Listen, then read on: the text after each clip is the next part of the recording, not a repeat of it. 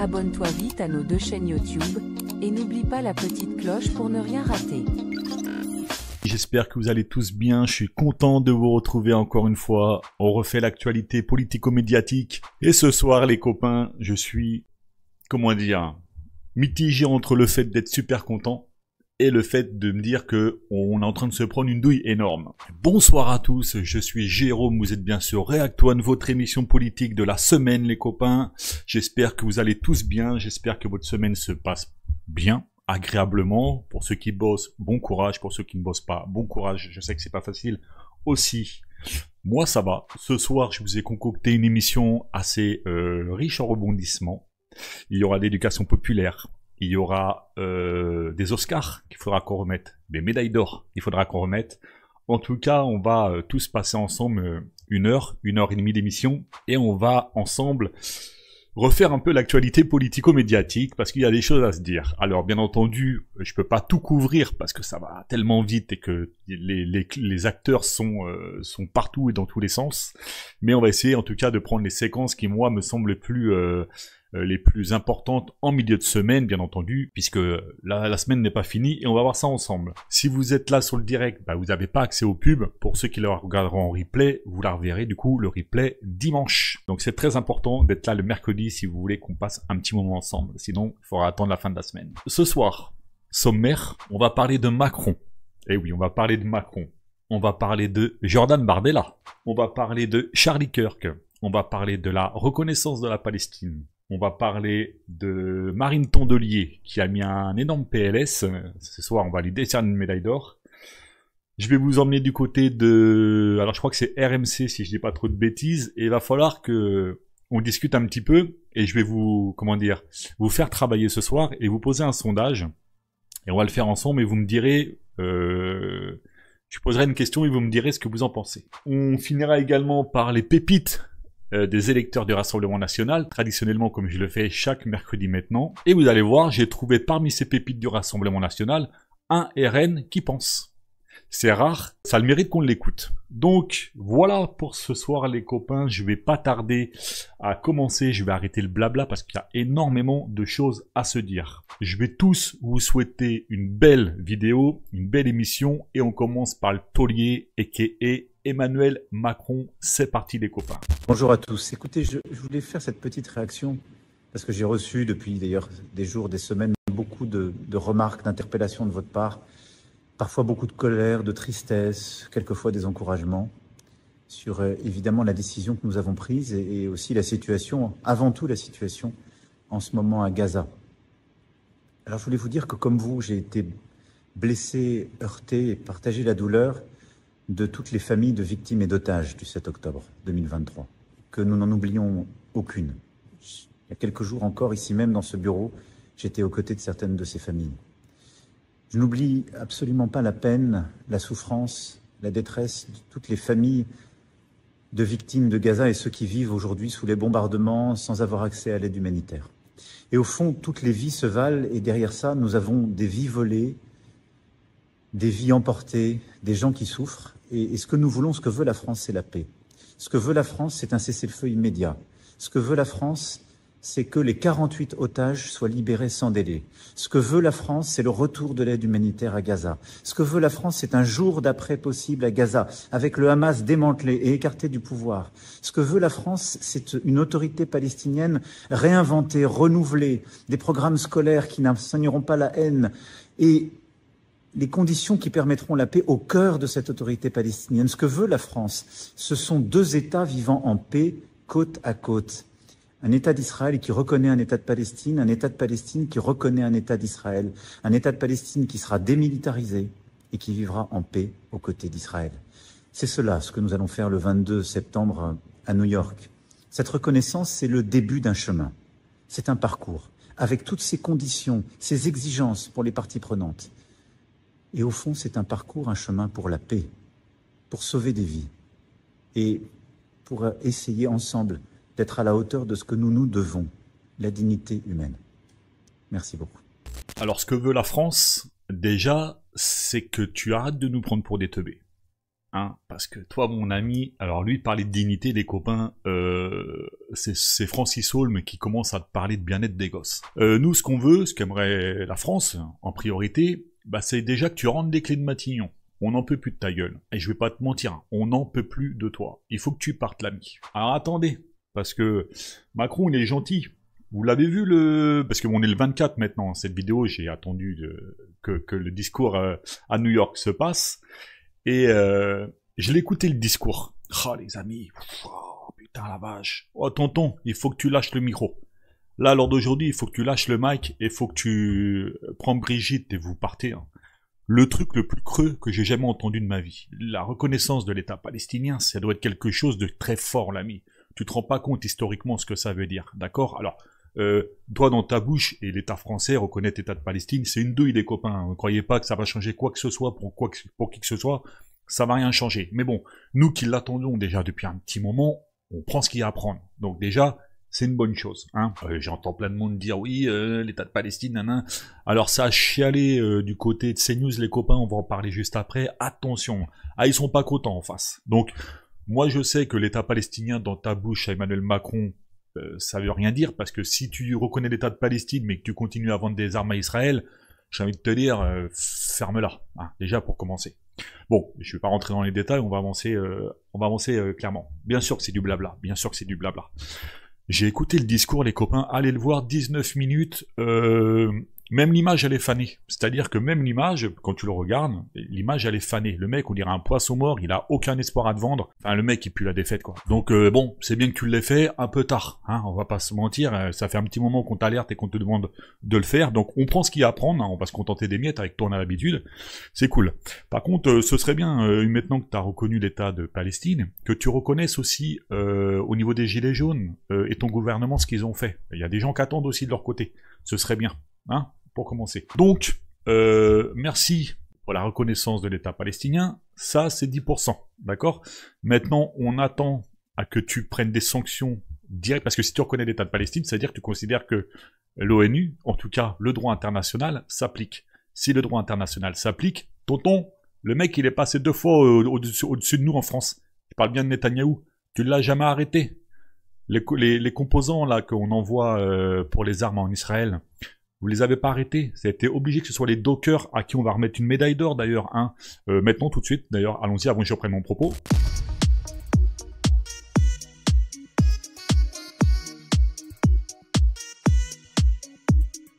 Donc médaille d'or, hein, bien entendu, aux dockers qui... ce soit eux qui soient obligés de faire le boulot, alors que c'est toi normalement qui est censé le faire. Bon, on va pas rester 15 ans sur toi. On va juste, moi, je vais faire quelque chose qui n'a pas encore été fait de la part des médias mainstream, c'est de faire le bilan du macronisme. On va faire le bilan ensemble de ce personnage. On y va les copains, je vous prends 2 minutes d'éducation populaire.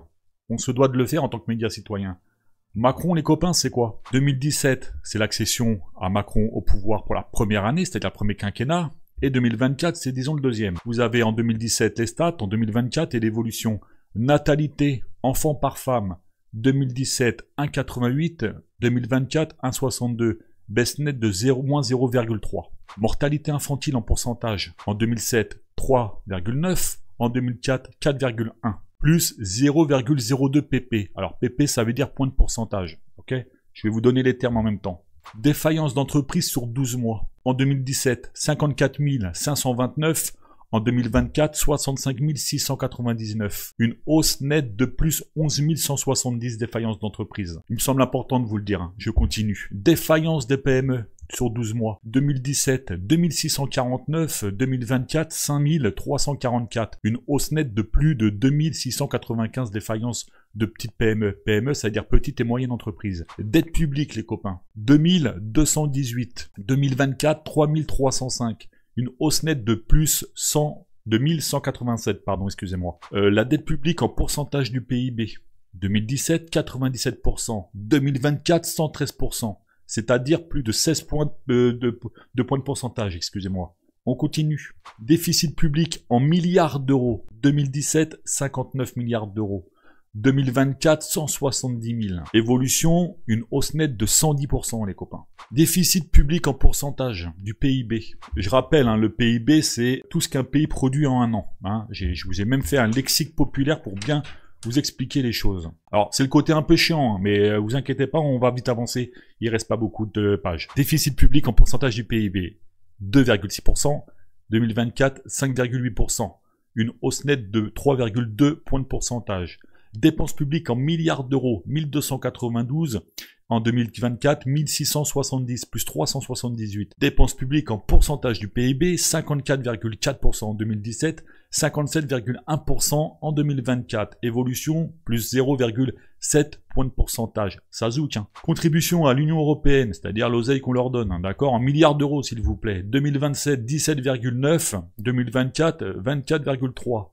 Avec une hausse nette de 6,4. Comme quoi, il faut vraiment qu'on s'en achève de l'Europe, parce qu'ils nous coûtent du pognon, ces enculés. Balance commerciale en milliards d'euros, moins 62,3 en 2017, moins 0, pardon, en 2024. Évolution, moins 18,7. PIB par habitant. Donc au niveau du rang mondial, en 2017 on était 23e, en 2024 on est devenu 26e. Il est là le Mozart. Hein. Évolution, moins 3 points.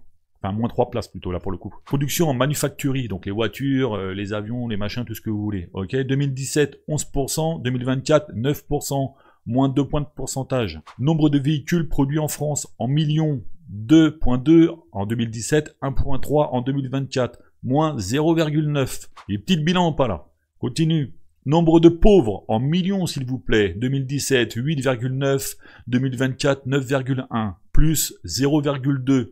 Hein, lui qui nous avait dit, je veux plus un SDF à la rue. Bon, bah, t'aurais dû fermer ta gueule ce jour-là, toi. Écart de taux France-Allemagne sur 10 ans, ce qu'on appelle le spread. En 2017, 51. En 2024, s'il vous plaît, messieurs, dames, roulement de tambour, 82. Une hausse nette de plus 31. Taux obligation de la France sur 10 ans. En 2017, 0,8%. En 2024, 3,2%, plus 2 points de pourcentage. Avant-dernière page, j'accélère. Taux de croissance en pourcentage du PIB, 2017, 2,3, 2024, 1,1. Évolution, moins 1,2 du point de pourcentage. Taux d'inflation, IPC. Alors IPC, je l'ai noté, ça veut dire inflation mesurée version Europe. Hein, comme ça, tout le monde sait ce que ça veut dire. 2017, 1,3%, 2024, 1,8%. Évolution, plus 0,6 points de pourcentage. Le PMI composite, ça veut dire le thermomètre des entreprises. 50, c'est ce qu'on appelle la neutralité. 2017, 59,6. 2024, 47,5. Évolution, moins 12,1. Prix de l'électricité en mégawattheure. 2017, 31,1. S'il vous plaît, en 2024, 97,8. Donc s'il y a une augmentation d'électricité, c'est pas JLM, hein, c'est pas la France Insoumise, hein, c'est bien le macronisme. Hein. Plus 66,7 en termes d'évolution, les copains. Ça zouk, hein. Ah ouais, je sais, ça zouk. On continue. Prix de l'électricité particulier, nous tous. 0,1466 pardon en 2017. En 2024, 0,2516. Avec une évolution et une hausse de 0,1050. Prix du gaz en dollars pour millions de BTU. Alors BTU, ça veut dire, je savais pas moi, je l'ai appris aussi, ça veut dire le British Thermal Unit. Donc en gros, c'est une unité, hein, d'accord, pour parler du gaz. 2017, 5. 2024, 14,6. Plus 9,6. Nombre de titres de séjour accordés plus demande d'asile. En 2017, 362 412. 2024, 466 590. Évolution, une hausse de 104 178. Nombre de lits d'hôpitaux, 400 300 en 2017, 2024, 369 423, avec une baisse nette de moins 30 000 lits, 30 877 pour être très exact. Attention, ça c'est important. Budget de l'Elysée en millions d'euros. Hein. 2017, 102 000,1. En 2024, 126,3, plus 24,2%. Demande d'emploi, toutes catégories confondues en millions. 2017, 6,6. 2024, 6,3, moins 0,3. C'est le seul truc qu'il a réussi de bien, mais en vérité, la petite douille, c'est que il irradie tout le monde des listes. Donc effectivement, bah, il y a moins de chômeurs, hein, parce qu'on ne peut plus les comptabiliser. Enfin, pour finir, la part des salariés payés au SMIC, c'est-à-dire nous tous, 2017, 10,6%, 2024, 14,6%, plus 4 points de pourcentage. Voilà les copains, je pense qu'il me semblait important de faire le bilan de Macron, vu qu'aucun média mainstream n'a pris le temps de le faire. J'ai pris le temps de vous le faire. C'est important. C'est pour ça qu'on sert à ça, nous, réactoines, à faire un vrai travail citoyen. J'ai oublié de vous dire, pour ceux qui le souhaitent, dans la description de cette vidéo et dans le chat tout en haut est épinglé un lien. Si vous pouvez nous aider financièrement à nous développer, à financer le travail qui est le nôtre, c'est-à-dire celui que je viens de vous faire voir, les ressources, les chercher, tout ça, n'hésitez pas. J'ai oublié que les sources d'ailleurs du bilan que je viens de vous faire, c'est l'INSEE, les copains. D'accord? Pas que ça, mais entre autres. Donc c'est sérieux. Ah ouais, JFK, il manque le chiffre de 150% d'utilisation de flashball, et puis aussi tout ce qu'il a acheté pour nous foutre sur la gueule quand on va manifester pour nos droits citoyens. Bref, vous avez compris, les copains, j'ai oublié plein de chiffres, mais bon. Le gars est trop fort, hein. C'est plus de la politique, c'est de la magie à ce niveau-là. Et le mec, il a trop de, enfin, le CV est trop long, le palmarès est trop haut. Je peux pas suivre, hein. Même le diable, il a acheté des clés. Il a dit, oh, le fils de pute, il est trop bon. Bardella, les copains, on y va pour Bardella? C'est parti. Bardella, on y va. Mes chers amis, patriotes du monde entier, d'Europe et d'Amérique. Chacun d'entre vous, je le sais, a été profondément ému par l'assassinat de Charlie Kirk, survenu il y a quelques jours dans une université américaine. Il laisse derrière lui une femme et 2 enfants, à qui je veux adresser mes pensées les plus émues. Son assassinat, dans de telles conditions, est un choc. Un choc pour des millions de citoyens américains, mais aussi pour des millions de personnes en Europe qui suivaient ces vidéos. L'assassinat de Charlie Kirk est un symbole, celui du retour de la violence en politique. Cette violence n'est pas tombée du ciel. Elle est le fait de la gauche radicale, de la gauche la plus extrême. Ce nouveau totalitarisme politique légitime la haine contre des millions d'honnêtes gens dont le seul tort est d'aimer leur pays et de vouloir le préserver. Elle légitime la haine contre ses adversaires politiques, en les dépeignant en monstres ou en fascistes. Elle déshumanise tous ceux qui ne pensent pas comme elle, et plus elle perd le soutien des peuples, plus elle se radicalise. Il est temps, partout dans le monde, de nous élever face aux dangers de la gauche radicale, de mener frontalement et fermement ce combat idéologique. En ôtant la vie de Charlie Kirk, ils ont abattu un homme.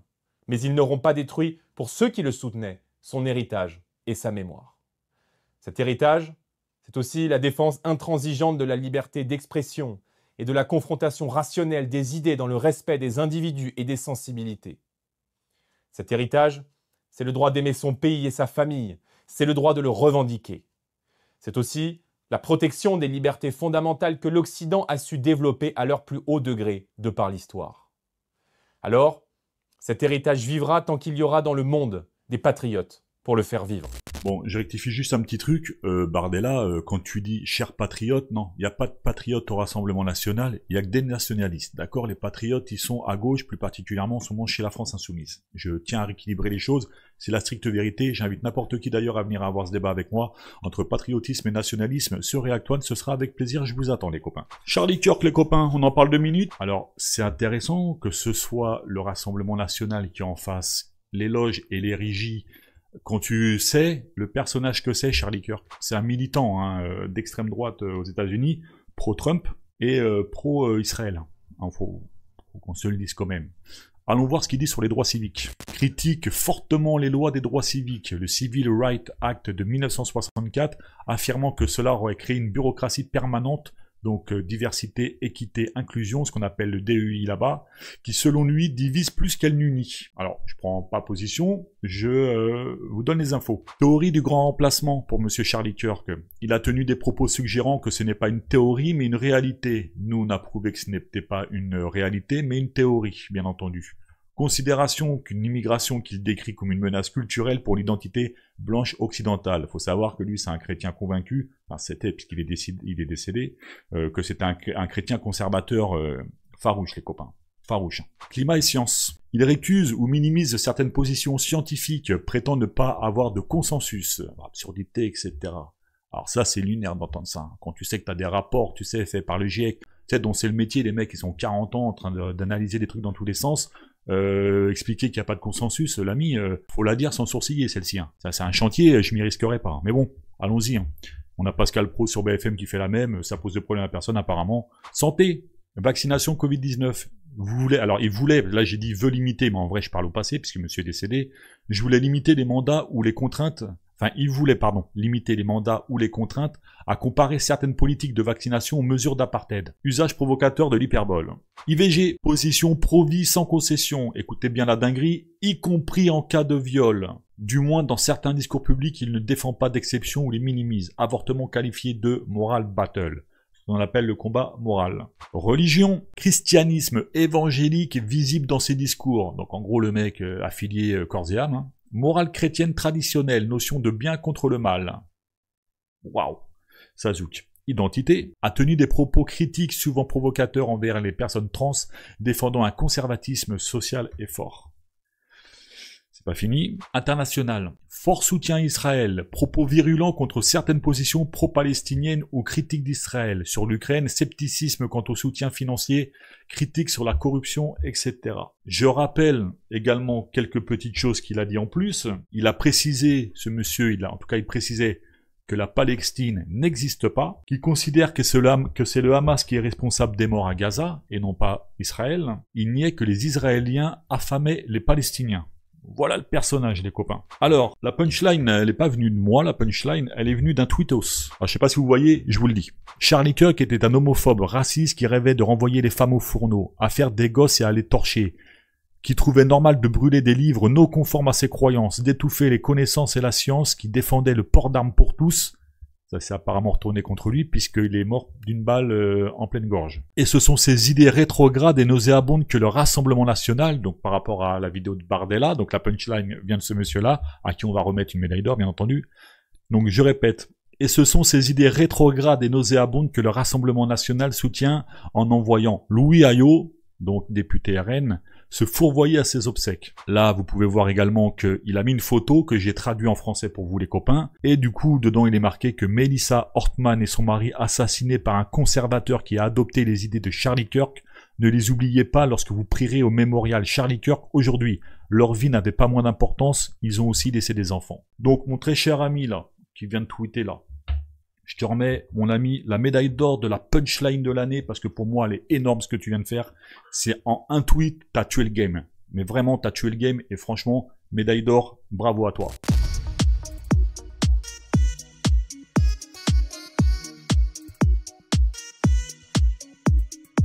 Alors je précise, bien entendu, pour équilibrer les choses, je me dois de le faire, que personne ne doit prendre une bastos pour ses idées.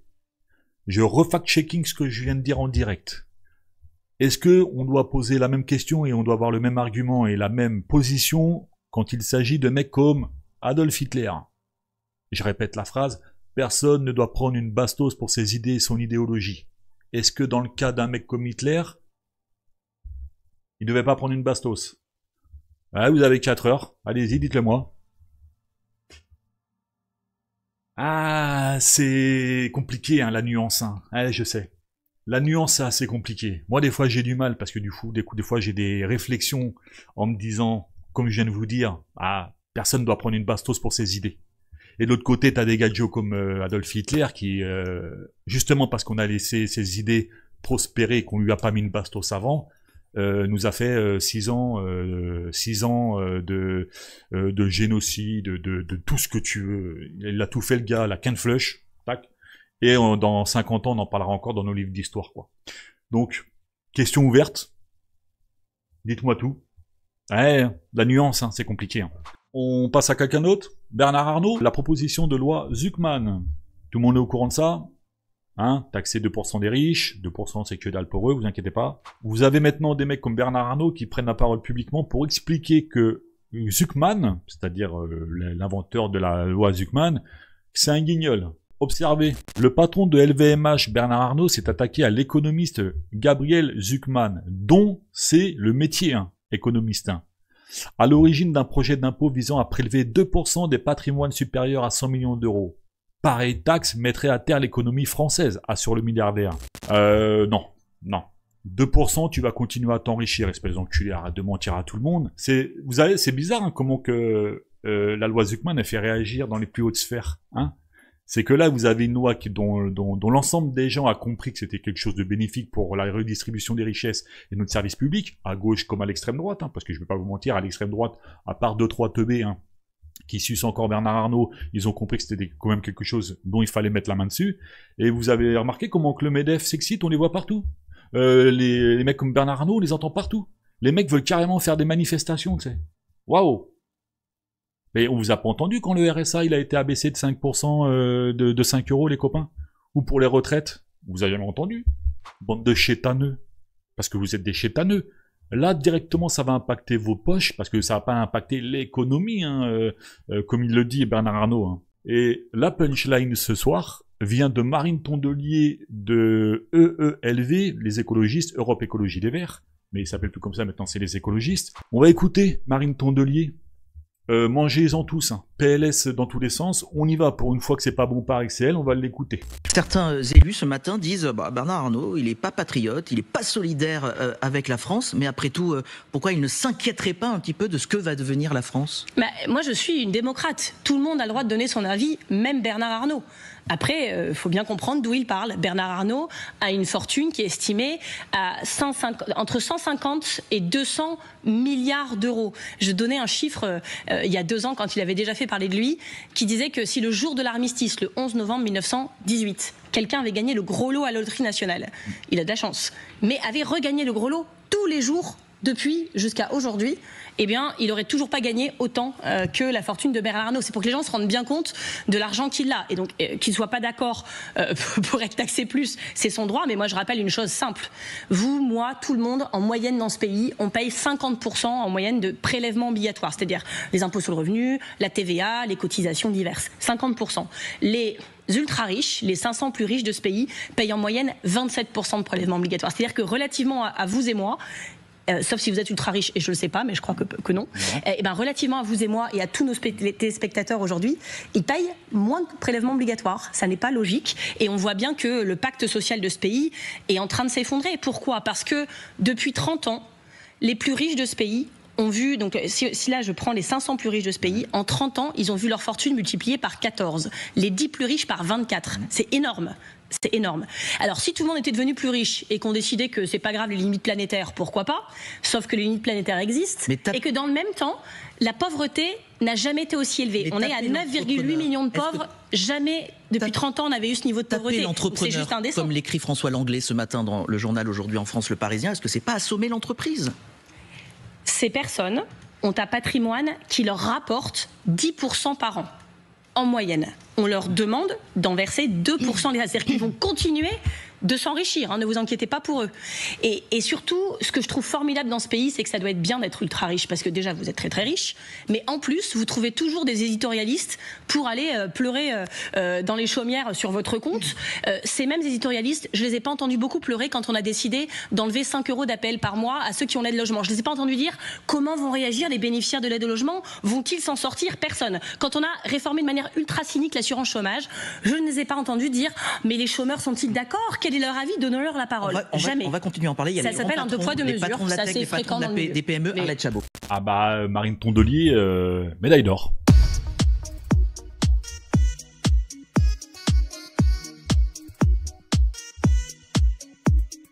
Ah bah écoutez les copains, je suis désolé mais elle a raison. Là pour le coup elle a raison. Franchement, Marine Tondelier là-dessus. Et en plus, ce qui est intéressant, c'est que Marine Tondelier, là, dans le discours qui est le sien, là où j'ai apprécié le truc, c'est qu'elle lâche le chiffre que je vous ai fait voir juste avant sur le bilan de Macron à la virgule près. C'est là où je trouve la trouve forte, là pour le coup, Marine Tondelier sur ce coup-là, c'est que non seulement elle dit les termes, non seulement elle éclate les éditorialistes en face d'elle qui, pour le coup, sont en train de sucer Bernard Arnault. D'ailleurs, les copains, il vous reste un petit peu de sperme sur le coin de la bouche. Ce serait bien de l'essuyer avant de parler de lui. Et là, elle lâche le vrai chiffre. Donc, Marine Tondelier, moi, je suis pas Europe Écologie Les Verts, pour être très honnête avec vous, les copains. Mais je la trouve pertinente et je trouve que dans cette coalition du NFP, là, elle joue son rôle. Elle le joue bien, pour l'instant. J'ai eu une petite bifurcation à un moment où elle était partie en solo avec Lucie Castet. À un moment, ils sont partis tous les deux en solo dans un truc et j'ai dit oulala, attention et tout ça. Bon, ça a floppé ce délire-là. Et du coup, elle revient à ce qu'on peut attendre d'une élue de gauche, c'est-à-dire à dire les termes comme elle les dit et à taper fort sur sur les éditorialistes, en tout cas les propagandistes de TV. Ah, ça fait du bien, c'est rare, en tout cas ça fait du bien. Bon, après on n'est pas nunuche. On sait très bien que bon, Marine Tondelier c'est quand même 5000 balles par mois, les gars, en net. Bon, bah, ça reste quand même problématique à des gens qui sont censés représenter des smicards. Et du coup, on va maintenant parler de Bernard Arnault, hein, parce que moi j'aime bien vous dire les choses et puis vous faire la démonstration, pas comme les journalistes et les éditorialistes. Voici quand on parle de Bernard Arnault, les copains. Je vous ai fait un petit graphique. L'impact de l'attaque Zuckman sur Bernard Arnault. La fortune de Bernard Arnault, les copains, asseyez-vous bien, hein. Elle est estimée entre 170 milliards d'euros et 150 milliards d'euros. Là, on parle de milliards d'euros. 1 milliard d'euros, les copains, comprenez ce que ça veut dire, un seul milliard d'euros. D'accord? Donc 160 milliards d'euros ou 150 milliards d'euros, je serais curieux de savoir ce qu'il fait de son oseille, les copains. Calcul simple. 2% de 150 milliards d'euros. Ça voudrait dire que le gars Joe, il payerait 3 milliards d'euros par an. Pas par mois, par an. Et il continuerait à s'enrichir. La mise en perspective de ça, je vous l'ai dit, c'est le budget total de l'État en 2025, 500 milliards d'euros. Son apport représenterait 0,6% du budget national. Qu'est-ce que ça aurait comme impact sur nous, sur les citoyens français, grâce à l'attaque Zuckman? Juste Bernard Arnault, hein. Là on parle de 147 milliardaires comme lui. Hein.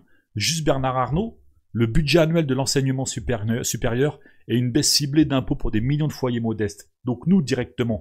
Donc celui qui va me dire et prendre la défense de Bernard Arnault en disant « ça sert à rien de taxer les riches, je vois pas l'intérêt, ils vont fuir et tout », copain, Bernard Arnault, c'est pas ton SRAB, d'accord? C'est pas ton ami, il s'en bat les couilles de ta gueule. Demain, tu te croises avec sa Bentley, il va te jeter 1 euro pour que tu laves les carreaux de sa voiture. Pour lui, tu n'es qu'un numéro quand tu arrives dans ces entreprises. Alors certes, t'es peut-être bien payé, il n'y a pas de problème. Avec 3 milliards d'euros, on imagine que le mec, il va pas te mettre au SMIC. Mais oublie pas une chose, c'est pour lui, tu es qu'une force de productrice. Une force productrice, tu n'es rien d'autre. Tu es un pion. Et demain, il y a un problème sur ton temps de travail, tu seras récupéré et tu seras remplacé. Faut que tu le saches. Je le dis à tout le monde. Arrêtez tous de prendre la défense de Bernard Arnault. 3 milliards d'euros, ça équivaut à si toi, tu donnais 5 euros à Réactoine sur un SMIC. Ok? Par mois. Lui, c'est par an. Bizarrement, à chaque fois, en plus, c'est les mêmes que t'entends prendre la défense de Bernard Arnault. C'est soit les mecs à qui ils donnent de l'oseille, donc les éditorialistes sur les chaînes qu'il détient et tout ça, soit les chômeurs du Rassemblement National. Parce que eux, tu sais pas pourquoi. Non, ils veulent pas taxer Bernard Arnault, tu sais. Ça, c'est des mecs qui travaillent pas, ils sont au chômage, ils se plaignent de tout le monde. Mais non, faut pas taxer Bernard Arnault parce que sinon, le gars, il va partir. Déjà, il partira que dalle. Parce que s'il part, on a expliqué, tout le monde a expliqué qu'il sera rattrapé. Alors, c'est marrant comment que ces gens-là, à l'extrême droite, au Rassemblement National, encensent la politique américaine, tout le temps. Tu les entends tout le temps. Oui, les Américains, modèle américain et tout ça. Bah, le modèle américain, pour les exilés fiscaux, ou en tout cas les ressortissants qui sont à l'étranger, bah, le système américain financier, il est poursuivi. C'est-à-dire que même s'ils sont à l'autre bout du monde, ils vont chercher l'impôt. Bah, pourquoi alors vous voulez pas la même chose en France? Puisque vous voulez le modèle américain, on propose la même chose en France. Bah, alors il n'y a plus de débat, les copains. Donc non seulement 2% c'est que dalle, non seulement 2% le mec continue à s'enrichir, non seulement s'il se casse, on va la rattraper, et non seulement 3 milliards d'euros par an, c'est réinvesti pour ta plus-value à toi. Qu'est-ce que tu vas te plaindre? Je veux dire, à un moment, ferme ta bouche. Tu es inaudible. J'entends bien toi qui prends la défense de Bernard Arnault, tu es inaudible.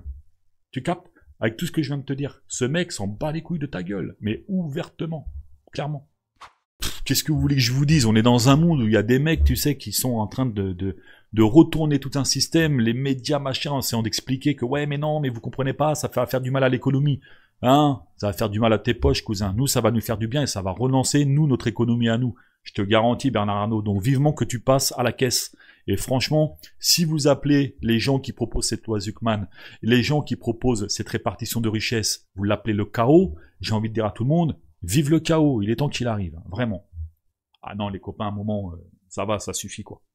Ça suffit d'entendre ça. À un moment, faut être sérieux, quoi. Les milliardaires en France, ils me rendent fou. Tu les entends jamais le reste de l'année. Les citoyens se font douiller, les citoyens se font sodomiser dans tous les sens, ils en prennent plein la gueule. Les seuls moments où les mecs ils viennent en plateau, c'est quand ça les concerne et quand ça touche leur poche. Quand ça concerne des mecs comme ça, il n'y a plus de droite, de gauche, d'extrême droite, d'extrême gauche.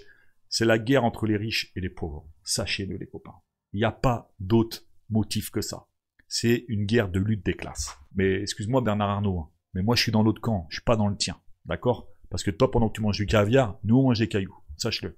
Donc on te fera les poches si on doit te faire les poches, et on te fera la guerre si on doit te faire la guerre. Et si tu veux partir, je t'en prie, on te fait tes bagages, pars. Il y en a d'autres qui vont réussir à faire le boulot que tu fais, il n'y a aucun problème. Parce que je te rappelle que les gens qui font tourner tes entreprises, c'est pas toi. C'est les gens qui se lèvent à 5h le matin, à 6h le matin, ou qui vont au boulot à 8h. Sans toi, l'entreprise continue à tourner. Il est temps de te barrer, toi aussi. Cet argument de dire que les riches vont partir, ça me rend fou. Mais vraiment, ça me rend fou. Partez. Vraiment, partez. Je vous propose maintenant d'aller sur le volet médiatique des choses. Avant, je vais vous faire voir une petite séquence, les copains. Ça se passe sur, du coup, la reconnaissance de l'État palestinien. On va maintenant aller sur ce volet-là. Et j'aimerais vous faire écouter une séquence. Soyez très attentifs à ce que je vais vous faire écouter. Vous allez entendre une personne qui va parler. D'accord ? Et la personne qui va parler, soyez très attentifs à son intonation de voix, soyez très attentifs à sa façon de dire le mot « j'ai honte ». On y va, on écoute la séquence, les copains. Pour la première fois de ma vie, j'ai honte d'être français. J'ai vraiment honte d'être français. Comment on peut faire une chose pareille? Mais comment on peut être représenté par un tel individu? Je veux dire, il faut qu'il se rappelle quand même, Macron, il y a eu près de 50 Français tués pendant les attaques du 7 octobre. Mais ça, j'ai l'impression que ça, c'est pareil. Il s'en fout. Il n'y a que sa petite personne, monsieur. Moi, je suis désolé, là, il est en train de légitimer le terrorisme et la violence. Maintenant, comment dire, quand on est sympathisant de gauche ou d'extrême gauche, on peut aller tuer un mec aux États-Unis parce qu'il pense pas comme toi. Maintenant, on va légitimer les terrorismes, tout ça parce que ils n'ont pas leur État. Alors Emmanuel Macron ne légitime pas le Hamas. Il ne cesse de répéter, alors peut-être qu'il a tort. Je termine. Il ne cesse de répéter que justement reconnaître l'État palestinien, c'est essayer d'isoler le Hamas, qui lui ne veut pas, parce que le Hamas ne veut pas des États. Et le Hamas le remercie par multiples communiqués. Oui, mais c'est assez cynique, ça. C'est une connerie. Même la France insoumise est heureuse, mais bien sûr, il va dans leur sens. Pour moi, c'est un idiot. Ce président est un idiot complet. Il sait même pas ce qu'il fait. Et juste sa petite personne, il en a rien à faire des Français. Et moi, je me sens il n'est pas idiot. Il est sur une stratégie. On peut estimer que c'est pas la bonne. Voilà. Il est idiote. Alors les copains, le sujet, on va aller juste après sur le sujet de la reconnaissance de la Palestine. J'aimerais que vous arrêtez, qu'on parle pas du sujet, qu'on s'arrête juste au personnage qui vient de parler. Regardez, c'est lunaire. Je vais vous faire partager quelque chose, mais peut-être qu'il y a que moi. Avec Mani, on s'est posé la question et Mani, on s'est dit on nous le présente comme David, conducteur routier. Pour la première fois de ma vie, j'ai honte d'être français. Je vous repasse juste cette séquence et ensuite je vais vous parler de quelque chose. Écoutez le début, quand il dit ce fameux David, conducteur routier. J'ai honte d'être français. J'ai vraiment honte d'être français. Vous vous rappelez, il y a quelques temps, sur React One, il y a une vidéo d'ailleurs que vous pouvez retrouver sur la chaîne, je vous parlais d'un personnage. Vous allez revoir de plus en plus sur les médias mainstream un rappeur qui s'appelait Chaotic 747. Est-ce que vous vous rappelez de cette émission-là? Est-ce que vous vous rappelez de cette vidéo? Oui, non? Bon, je vais pas vous faire plus languir que ça. Quand j'ai écouté cette voix-là, quand j'ai écouté cette intonation de voix, et plus particulièrement quand il dit « j'ai honte d'être français », j'ai dit « mais putain, je connais cette voix ». Tu sais, moi, je suis quelqu'un, je fais de la musique, donc si tu veux, les fréquences, les voix, les machins et tout ça, quand il n'y a pas d'image, je vais pas dire que je suis un taulier sur ça, mais j'arrive à reconnaître certains délires et tout ça. Alors, je dis pas que c'est le cas, je dis pas que c'est lui, mais je vous ai fait un petit montage, et vous allez me dire si vous pensez que c'est lui, en écoutant le montage que je vais vous faire, d'accord? C'est possible que ce soit pas lui. On y va. Pour la première fois de ma vie, j'ai honte d'être français. J'ai vraiment honte d'être français. Comment on peut faire une chose pareille? On est en train de se rentrer dedans.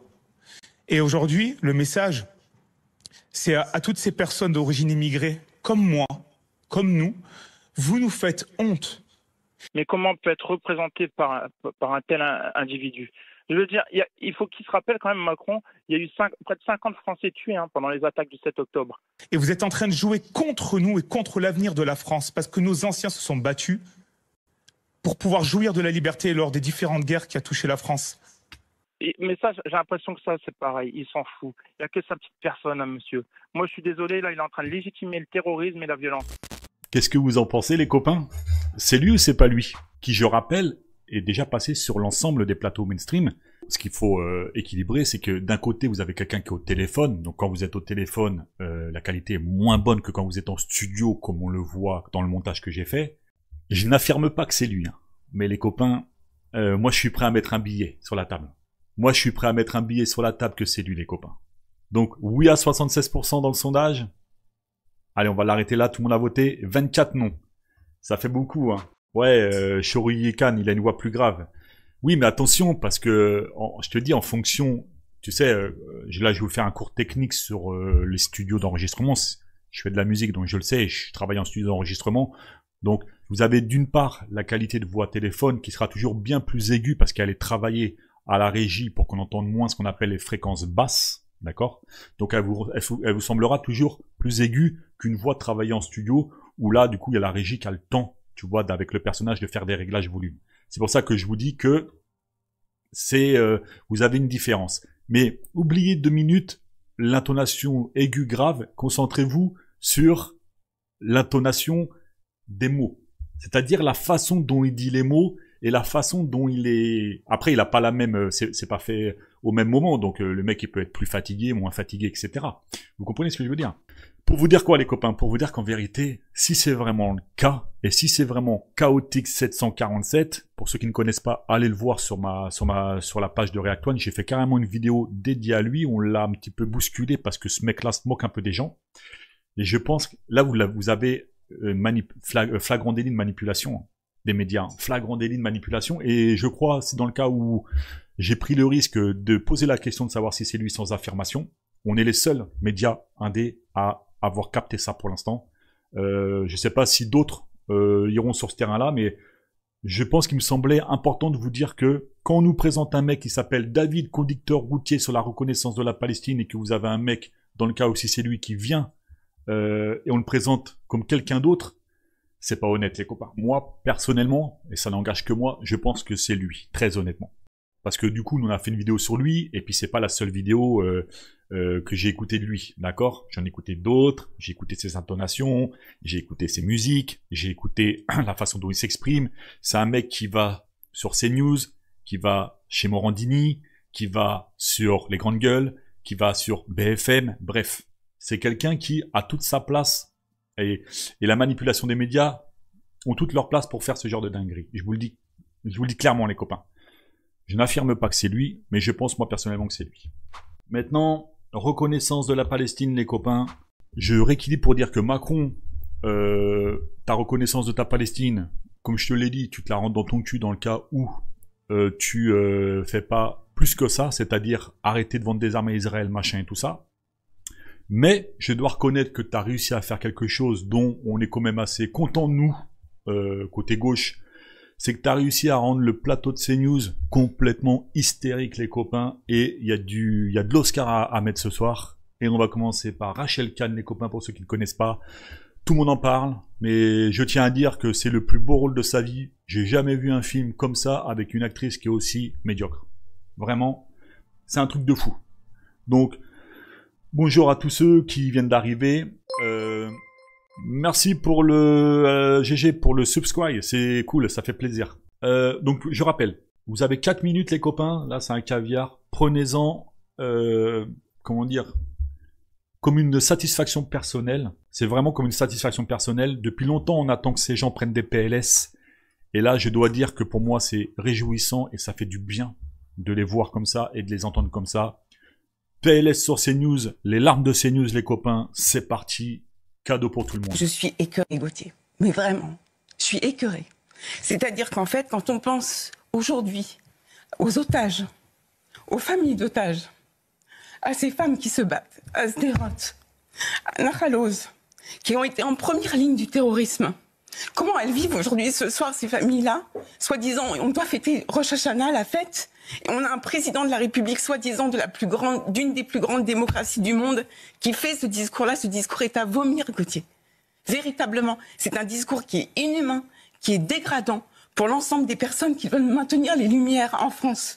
Aujourd'hui, à l'hôtel de ville, on voit des drapeaux, justement des drapeaux de la haine. Ce qui est consacré aujourd'hui, c'est le palestinisme.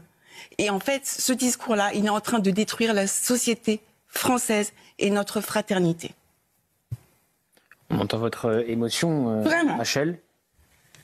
Moi, je pense à ces otages, je pense à ces familles, je pense aux dômes de fer, je pense aux roquettes. Tous les jours, je pense aux enfants qui sont traumatisés. Il dit une vie égale une vie égale une vie, c'est la propagande du Hamas. Bah si, une vie égale une vie. Bah, évidemment, c'est non, oui, mais une seconde. C'est-à-dire, il y a... Non, mais merci. Non, mais il faut quand même dire les choses. Il y a des dizaines de milliers de civils qui sont morts, mais ils sont en Palestine. Et une vie égale, en effet, une vie. Alors pourquoi ne parle-t-il pas des Israéliens Eh bien oui, les Israéliens, ils sont en post-trauma aujourd'hui. Une seconde, le désespoir d'une mère israélienne... Pas une seconde, vous m'avez coupé la parole. Non, pas méchamment. Une désespoir d'une mère palestinienne est la même que le désespoir d'une mère israélienne. Donc une vie égale une vie, oui, mais il y a des vies qui sont plus douloureuses que d'autres. Emmanuel Macron n'a pas parlé au nom de ces 71% de Français, il a parlé au nom de Jean-Luc Mélenchon, il a parlé au nom de Olivier Faure. Et je ne céderai pas cette autorité islamo-gauchiste qui tente de foutre le bordel dans ce pays et le créer.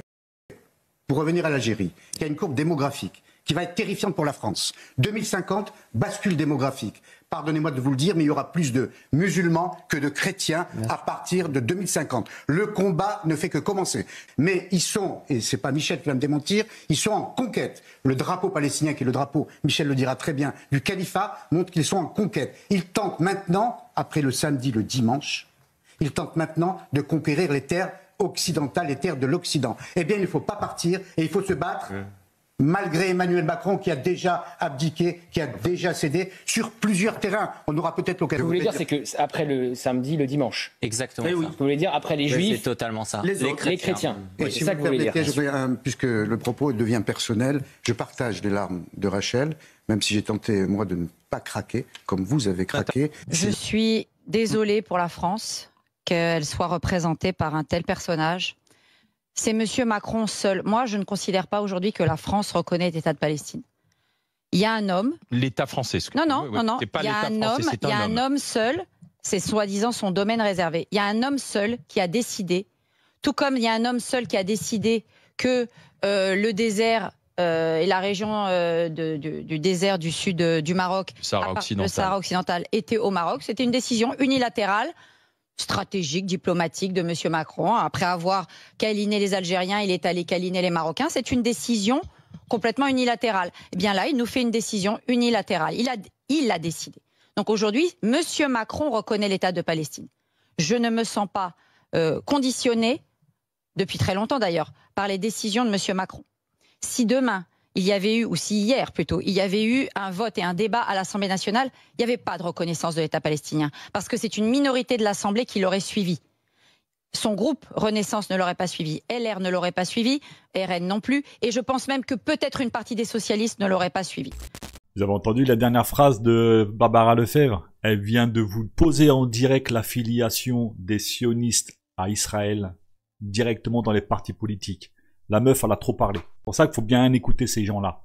Elle est en train de vous expliquer que elle est au courant de l'affiliation de tous les gens qui sont dans les partis politiques qui ne sont pas pour un État, pour une reconnaissance de l'État palestinien. Donc ça veut dire qu'ils sont pro-israéliens, affiliés au projet génocide de Netanyahou. C'est bon? Tout le monde a capté là où est-ce que vous étiez là? En France? Donc, quand vous avez le Rassemblement national qui vous parle de patriotisme, alors que c'est des nationalistes, pardon. Quand vous avez des médias qui pleurent parce que, les copains, on parle d'une reconnaissance de l'État palestinien, là. Je sais pas si vous êtes au courant, mais t'es pas en train de jouer ta vie, ma sœur Rachel Kahn, là. Donc ton Oscar, là, tu te rends dans ton derche et tu commences à redescendre parce que une vie égale une vie, mais il y a plus de vies qui ont plus de poids que d'autres. Mais va te faire enculer, excusez-moi, hein. Je suis un peu vulgaire. Mais va bien te faire enculer pour le coup. Et là, j'assume ce que je te dis. Hein. Mais attends, c'est lunaire ce qu'elle dit, elle. Vraiment, c'est ultra lunaire. Je dirais pas d'autres gros mots, mais là, c'était important de bien lui rentrer dans son derche, celui-ci, tu vois. Oh, cousine, tu t'insurges des Israéliens de 7 octobre, on l'a tous fait. D'accord? Regarde, même une fois, même maintenant, je te le dis. C'est horrible ce qui s'est passé, on condamne. D'accord? Mais, cousine, on en a plus de, je sais plus combien de milliers de morts, là, au niveau des Palestiniens. Et puis, ça dure depuis 76 piges. Donc, par équilibre des choses, t'es gentil, t'as tes larmes là de crocodile à géométrie variable, tu te les rentres dans ton derche, mais bien profond, Rachel Kahn, mais bien profond, hein. On va pas se mentir, celle-ci, de ouf, hein. Donc là, désolé les copains, je fais pas preuve de nuance du tout pour le coup, je fais pas preuve d'équilibre, je suis désolé, hein. Mais non, ça c'est pas possible. Alors, Emmanuel Macron, voilà, moi je te remercie pour juste une chose, parce que pour moi, t'es un danger public, t'es le chétana à toi tout seul, aussi. Mais juste pour une chose, sur le côté symbolique des choses, merci de les avoir fait sortir de leur tanière, ces gens-là. Quand je dis ces gens-là, c'est ces gens affiliés pro-israéliens, de ouf, de ouf, de ouf. Mais plus particulièrement, ce que je trouve incroyable, les copains, c'est de lire entre les lignes. Et quand vous avez une Barbara Lefebvre qui vient vous expliquer que si vraiment Macron, il aurait demandé à faire un choix au niveau Parlement et que les groupes qu'elle cite n'auraient pas signé, il est vraiment temps qu'on ait une ambassade palestinienne en France et qu'il y ait des gens qui font des procès à ces gens-là. Ça va être intéressant et ça va être important. Parce qu'à l'heure d'aujourd'hui, ces gens sont... déjà, ils sont détestables. Là, je parle que pour moi, d'accord? Là, je sors de React One. Je parle moi et Jérôme. Ils sont détestables. Il faut monter l'antisémitisme en France. Clairement, je le dis ouvertement, parce que nous, on n'a rien contre les Juifs. Moi, j'ai personnellement rien contre les Juifs. On a reçu Monsieur Cyril Lancard, qui est sur la chaîne, à qui on a fait une belle interview d'1h30. Vous pouvez la retrouver d'ailleurs. C'est un ancien Juif qui est devenu musulman, avec qui on a fait une très belle émission. J'en connais aussi de par le travail qu'on a fait avec Franck Conto sur le terrain des amphis, avec des associations juives, etc. Donc nous, on n'a aucun problème avec les Juifs. Mais je parle en général, vous faites monter l'antisémitisme avec votre parole, avec votre prise de position, avec tout ce que vous racontez. Ben, ça posait pas de problème quand Emmanuel Macron il fêtait Hanouka à l'Élysée. Là, ça vous posait pas de problème. Quand vous insultez les musulmans à longueur d'année sur les plateaux TV, ça vous pose pas de problème. L'autre Amar là qui explique que du coup, oui, il y a un remplacement des machins. Sur quelles données tu te bases? Quelle source tu te bases? Ces gens, pour ça que je dis que CNews, et je fais quand même, j'aime pas BFM et j'aime pas CNews personnellement, mais je fais quand même la différence entre les deux. CNews était quand même un média d'opinion politique, plus particulièrement d'extrême droite, et à celui qui me pose la question, qu'est-ce qu'ils ont d'extrême droite? Pose ta question, je vais te répondre très facilement, très rapidement. Et BFM qui, de temps en temps, parce que faut aussi rééquilibrer les choses, alors c'est des enculés comme tout le monde, hein, on va pas se mentir, mais de temps en temps, il faut quand même des reportages d'investigation sur des choses via des choses sourcées. Alors toujours avec le prisme qui est leur, on va pas se mentir les copains, c'est clair. Mais il faut quand même un autre travail. Pour les avoir analysés les deux chaînes un petit peu, et je pourrais donner un constat dans quelques semaines maintenant, ou dans un mois ou deux, je pourrais vous poser le constat de CNews ou de BFM, vraiment ça fait quelques mois que je suis dessus, et j'analyse vraiment les deux chaînes. Et il y a une grosse diff. Il y a clairement une grosse diff. Alors par contre, n'attendez pas d'avoir de l'information sur les deux chaînes. C'est pas des médias d'information. C'est des médias de propagande qui désinforment. Il y en a un qui est plutôt proche pro Macron et l'autre qui est plutôt pro politique ingérence israélienne et tout ça. Pour vous dire clairement les choses. Mais en tout cas, c'est incroyable d'entendre ça. Je veux dire, la séquence de Rachel Kahn, bon, tout le monde l'a entendu partout. C'est pas moi qui l'ai inventé. Hein. Tout le monde la reprend et tout ça. Tout le monde se fout de sa gueule parce qu'en vérité, c'est quand même assez lunaire et incroyable d'entendre des gens s'offusquer et de pleurer pour le 7 octobre et tous les gens, et on pleure avec elle, il n'y a pas de problème, tu vois ce que je veux te dire. Mais cousine, de l'autre côté, il faut vraiment que tu aies aussi les mêmes larmes, hein, parce que sinon ça va pas le faire. Il y a des gens, ils vont... C'est pour ça que elle fait monter l'antisémitisme clairement, parce que la vérité, en faisant ça, bah... tu deviens détestable. Et des gens, ils vont te détester. Mais pas parce que tu es affilié au côté juif des choses, mais parce que tu es affilié au côté sioniste des choses.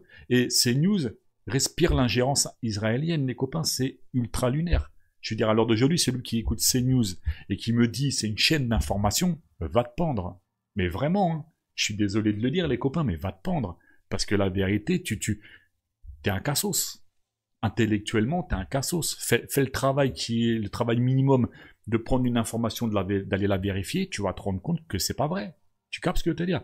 C'est des gens qui sont là, affiliés à un projet qui est leur, alors projet d'extrême droite, projet sioniste, projet politique, tout ce que tu veux, d'ailleurs, choisis le motif que tu veux, et du coup derrière, parce que ces gens sont affiliés, parce que ces gens sont affiliés religieusement, parce que ces gens sont affiliés politiquement, parce que ces gens sont affiliés dans des élites financières, etc., prennent des positions qu'ils ne devraient pas prendre en tant que journalistes. Dans le cas, ils se revendiquent journalistes, parce qu'il existe ce qu'on appelle une charte de Munich qu'ils ne respectent pas. Vous comprenez? Et c'est des gens qui demandent à nous, médias indépendants, de respecter cette charte, et on se tue à la respecter, et moi-même qui ne suis même pas journaliste, qui suis un pauvre connard qui vous donne de l'information que vous venez écouter chaque semaine, j'essaye de respecter au maximum ces choses-là. Bien entendu, j'ai la liberté, vu que je suis média indépendant, et que l'indépendant, bah, ça coûte cher, parce que du coup, on n'est pas aidé, on se fait taper dessus, on n'est pas gage de vérité, parce qu'on n'est pas dans les instances représentées comme des journalistes et tout, fait que, Bah voilà, il y a des gens qui, eux, ont le monopole de cette parole-là et qui ne font pas un travail d'équilibrer sous cette charte de Munich que nous, on nous demande de faire. Et c'est là où je trouve lunaire. Pourquoi vous avez les médias indépendants qui pullulent sur Internet, excusez-moi, et qui sont des médias qui prennent en popularité? Pourquoi? Parce que les gens ont compris. Ces gens-là sont finis. Les CNews, les affiliés sionistes, Israël et tout, ils ont perdu le combat idéologique, les copains. Ne pensez pas qu'ils sont sur les plateaux, qu'ils sont écoutés par tout le monde et que tout le monde applaudit. Les sur CNews, les seuls qui les applaudissent, c'est le Rassemblement National et les électeurs du Rassemblement National. Les autres personnes, les gens lambda, ils se rendent compte qu'il y a un problème avec cette chaîne. Ils se rendent compte qu'il y a un problème avec ces gens qui pleurent les morts du 7 octobre, mais qui pleurent pas les morts palestiniens depuis 76 piges.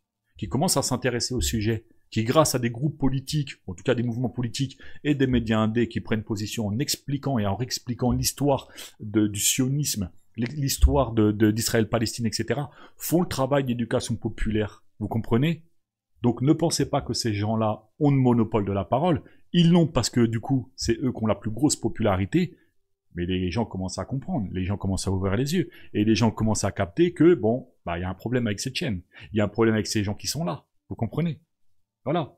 Bon, je vais pas aller plus loin, je pense que tout le monde a compris, mais il est là le travail de Réactoine, les copains, c'est que je me tue, j'essaye d'expliquer à chaque fois que j'essaye d'avoir une réflexion équilibrée sur les choses. Alors des fois j'y arrive pas. C'est vrai que je suis aussi un homme, un humain, j'ai mes émotions, j'ai mes combats, des fois il y a des choses qui me prennent la tête et tout ça.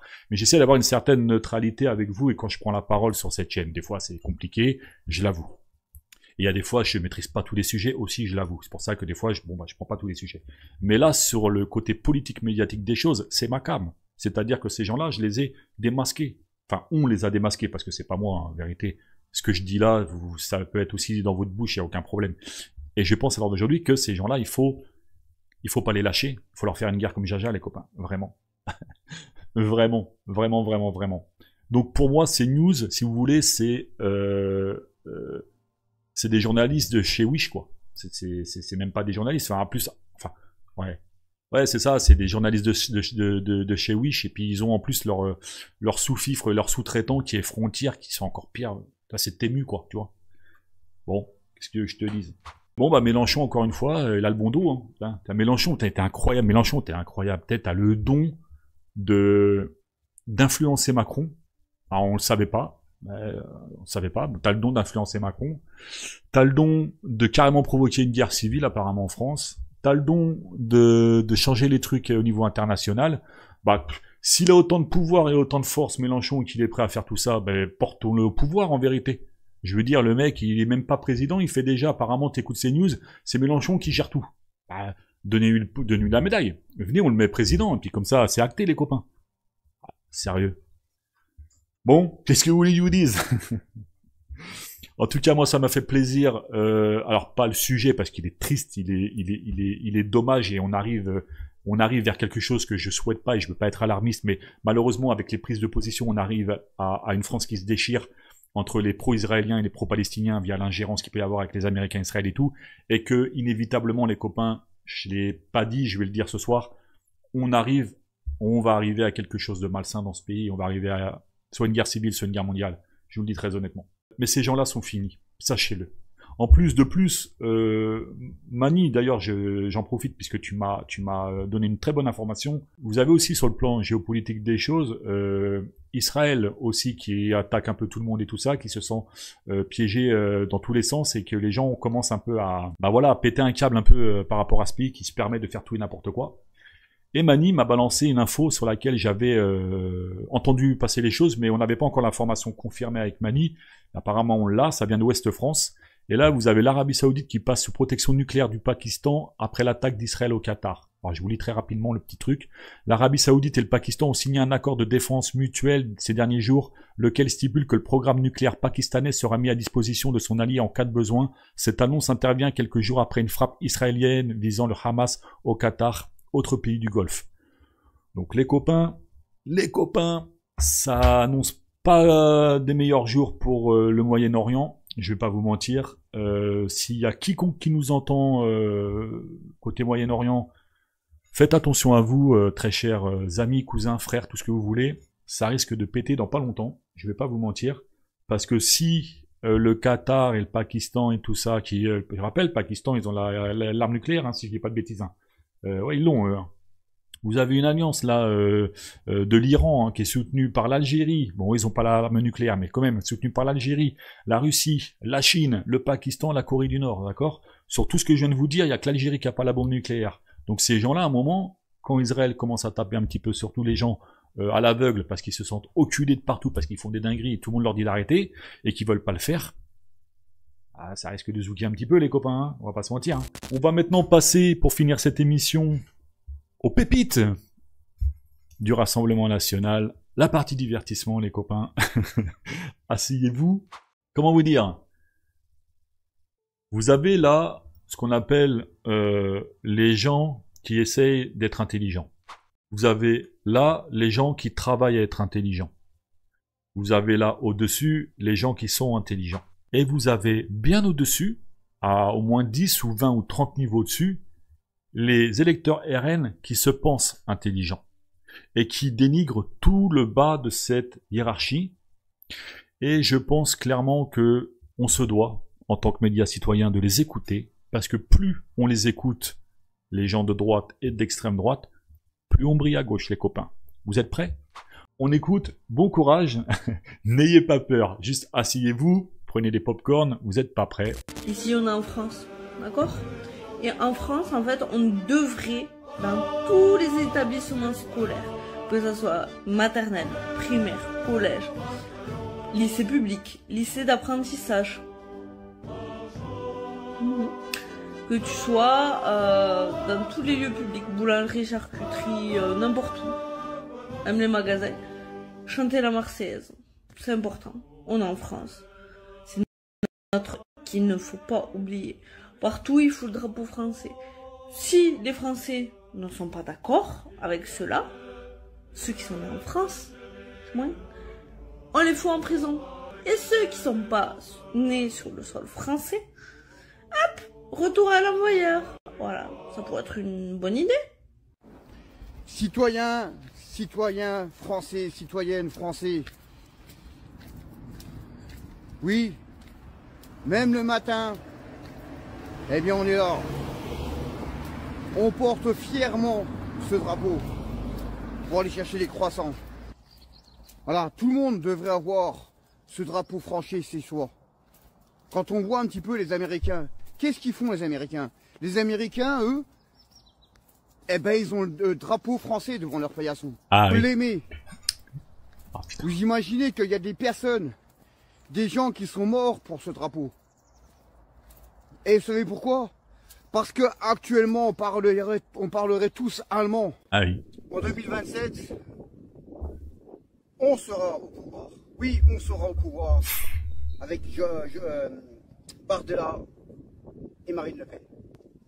Quand tu vois les manifestations dans les grandes villes où ils mettent le drapeau de mer de la Palestine, on n'a rien à foutre de la Palestine. Ici, on est en France. Et si les personnes, eh ben, ils sont pas contents, eh ben, ils ont qu'à les vivre, ils ont qu'à déménager dans ce pays, qu'ils viennent pas nous emmerder. Et cassez-vous dans ce pays-là, dégagez, dégagez. Vive l'Algérie, hein, vive l'Algérie, tout le machin. Barrez-vous, retournez dans votre pays.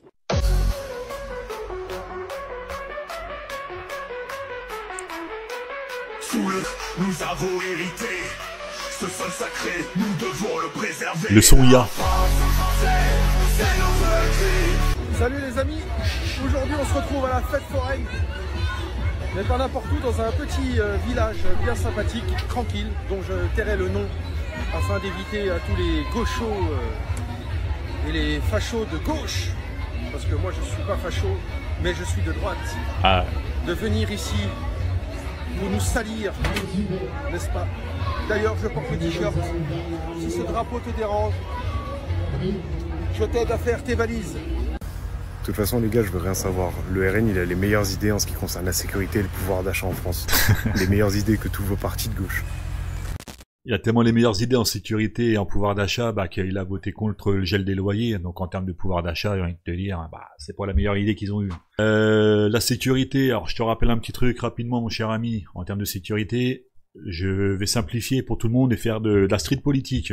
Les gens qui votent pour le Rassemblement National qui veulent plus de sécurité, je rappelle, une fois que le Rassemblement National arrive au pouvoir, la police, pour les plus barrés d'entre eux, plus les milices d'extrême droite qui se sentiront du coup légitimes, vont taper sur tout le monde. Quand je dis tout le monde, je dis le peuple. Une fois que le peuple en aura eu marre de se faire tabasser dans tous les sens, va réagir. Ça voudrait dire que du coup on sera dans un pays où la population va être en conflit les uns avec les autres. Une fois que la population est en conflit les uns avec les autres, va falloir que tu m'expliques dans quel pays tu vas être en sécurité, d'accord? Certainement pas la France avec le Rassemblement National. Ça sera pas possible, les copains, d'accord? C'est tout bête, c'est tout simple, mais ça sera pas possible, d'accord? Donc ta sécurité, tu te le rentres dans ton derche. Le pouvoir d'achat, tu te le rentres dans ton derche, hein. On va pas rappeler, ils ont voté contre l'augmentation du SMIC, ils ont voté contre l'indexation des salaires du privé sur l'inflation, qui est quand même quelque chose qui doit te concerner si tu travailles en tant que salarié. Frère, ferme ta bouche. L'autre avec son croissant, là, les matins, le drapeau, putain, il faut être sacrément ravagé, les copains, parce que pour se lever le matin, prendre son putain de drapeau français. Alors moi j'ai rien contre le drapeau français, je suis patriote, mais de gauche. Y a pas de problème. Ton drapeau, tu peux le porter fièrement.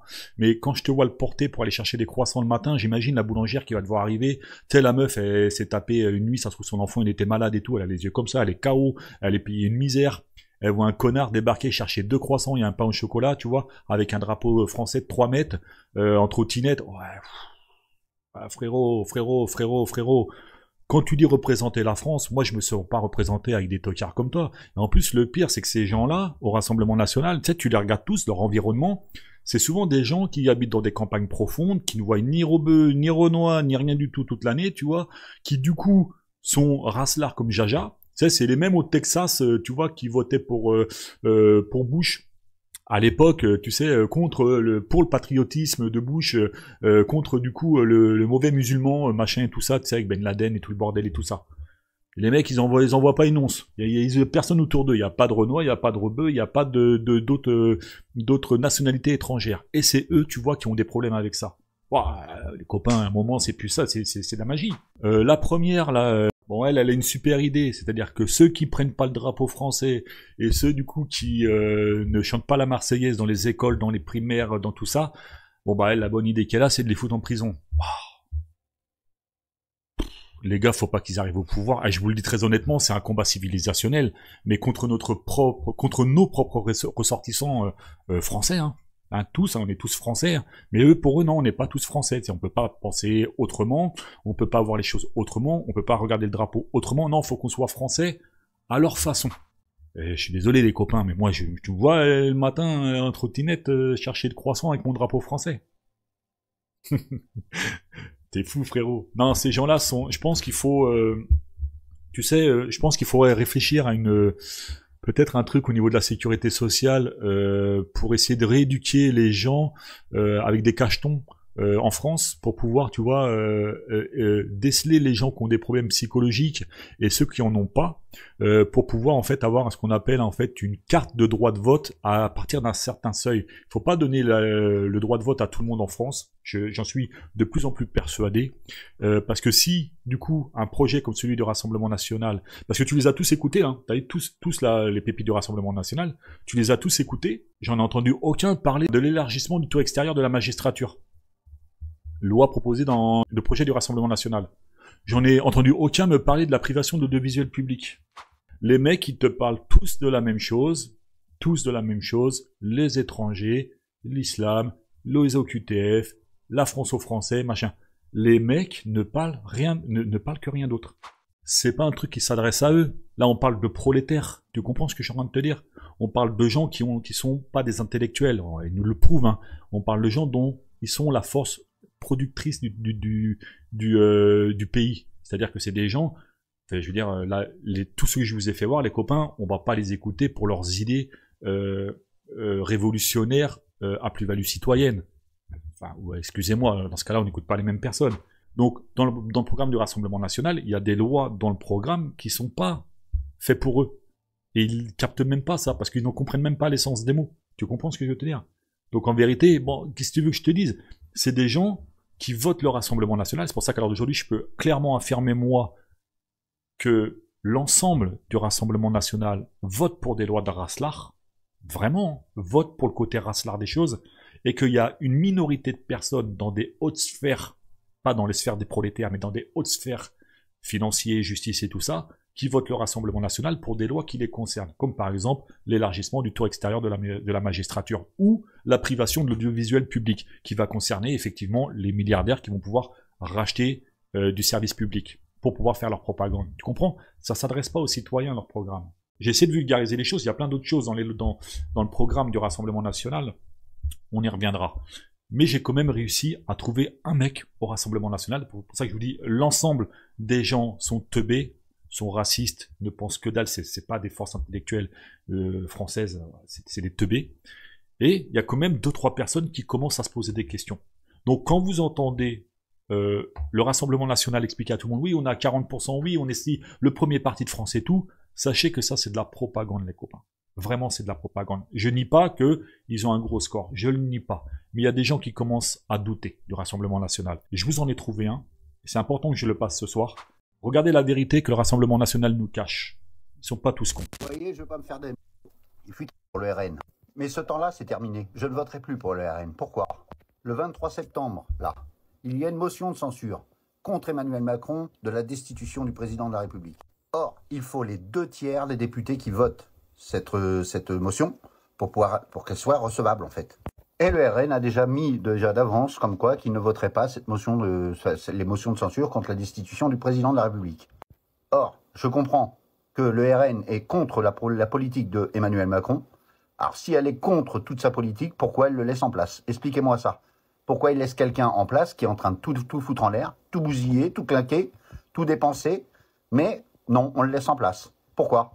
Alors je sais déjà que tous ceux qui votent pour le RN vont dire ouais, enfin ils vont grignoter la gueule, ils vont encore me lyncher parce qu'ils vont dire ouais, ça y est, tu craches dessus, tout ça. Non, j'en ai rien à foutre, et je le répète, j'en ai strictement rien à foutre du parti du RN. Moi, ce que je vois, c'est ceux qui défendent le pays. Or, là, je vois que ça ne défend que dalle. Ça défend que dalle. Donc on verra bien le 23 septembre, vu qu'en plus ça vient pas du tout des LFI, cette motion de censure, elle vient du groupe patriote de Florent Philippot. Donc voilà, vous voyez, hein, c'est pas du tout LFI. Donc viennent pas me dire ouais LFI, machin, j'en ai rien à branler. Et ça, vous pouvez vous le garder, vous le correz bien profond. J'en ai rien à branler.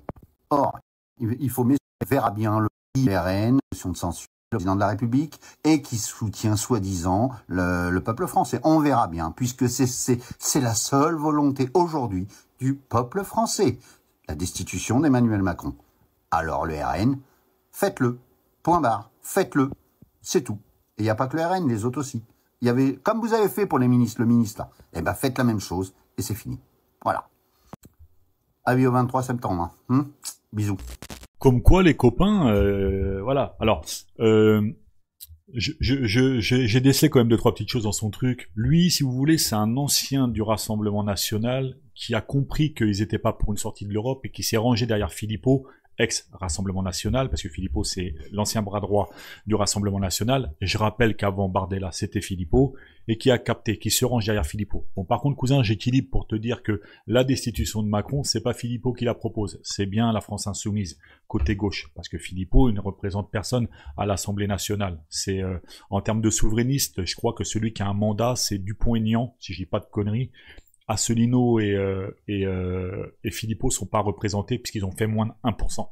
Donc, bon, sauf erreur de ma part, c'est pour ça. Donc, du coup, là, vous avez quelqu'un qui, du coup, vous explique, pour ça que je vous dis qu'ils sont pas tous teubés, ceux qui sont sortis du Rassemblement national, qui sont entrés via le courant Philippot de la sortie de l'Europe et tout, restent avec l'idéologie du Rassemblement national, mais ont compris que le Rassemblement national se foutait de leur gueule. Et lui, il a très bien compris ça, vous comprenez? Donc, je me dis que si lui, il a compris ça, quand vous entendez un mec comme moi de gauche, ou un mec comme vous de gauche, expliquer ce genre de choses, ils vont pas nous écouter. Les gauchias, vous comprenez rien. Les mecs qui te vendent de l'intelligence politique, de l'intelligence historique, de la référence et tout, ils ont pas un échantillon sur eux, on va pas se mentir. Et quand même, ils te traitent. Mais quand ça vient de quelqu'un de chez eux, là, c'est plus compliqué pour ces gens-là de ne pas prendre cette vérité en face. Vous comprenez? Donc c'est pour ça qu'en vérité, il faut absolument ces témoignages-là, les trouver, les reposter. Quand je vous dis du coup que le travail de la gauche doit être celui de ne pas les laisser parler, il doit être aussi celui d'aller déceler les petits mecs comme ça qui sont déçus du Rassemblement National ou qui comprennent que du coup ils se font douiller au niveau de l'Europe et au niveau des votes et republier, même si ça vient du RN. Vous comprenez? Republier leur truc, parce que lui, je l'ai republié tout de suite, parce qu'un mec qui vient sur ma page m'insulter dans tous les sens, j'entends bien la page TikTok, hein, vient m'insulter dans tous les sens et tombe sur une vidéo comme ça, bah qu'est-ce que tu veux qu'il dise? Rien. Il peut pas, parce que quand c'est un électeur de chez lui qui lui dit les vérités en face, bah voilà. Bah oui, copain, on en est quand même à plus de 8 motions de censure. Le Rassemblement National, il n'en a voté qu'une. On va voir maintenant pour la destitution comment que ça va se passer. Donc moi, je trouvais ça important ce soir de vous passer d'une part les pépites du RN, où faut qu'on comprenne tous que l'électorat du Rassemblement National, pour les plus teubés d'entre eux, sont des gens qui sont soit dans des campagnes isolées, très loin d'une certaine sociabilité des gens, donc ils n'ont pas ce qu'on appelle le mélange social. Hein, j'entends bien avec toutes les ethnicités qui peut être représentées, qui de l'autre côté, en termes d'information, il n'y a qu'une seule source d'information qui rentre dans leur maison, c'est CNews par le biais de la télé. Donc, c'est les mêmes que tu vas voir en campagne avec une trottinette de drapeau français qui s'adresse à trois vaches en gueulant comme un porc, vive la France et les Palestiniens dégagés, les Algériens niquez vos races, machin et tout ça, alors que les mecs s'adressent à des vaches, quoi. Et aux mouches autour des vaches. Vous comprenez? Mais à cause de la démocratisation des réseaux sociaux, ont un impact d'influence auprès d'autres gens qui peuvent être dans d'autres campagnes et trouver un lien social. Et ces gens-là se montent le bourrichon entre eux. Et le problème, c'est qu'ils ont le droit de vote. Donc, quelque part, on a perdu d'avance. Ce que je veux dire par là, c'est que ces gens-là, on ne peut pas s'attendre à ce qu'ils réfléchissent. On ne peut pas s'attendre à ce qu'ils aient un argument politique, une analyse sémantique et surtout rationnelle de la politique. On ne peut pas s'attendre à ce qu'ils aient un discours nuancé. On ne peut pas s'attendre à ce qu'ils voient les lièvres du Rassemblement National et viennent les positionner en avant, comme l'a fait du coup le dernier mec du Rassemblement National.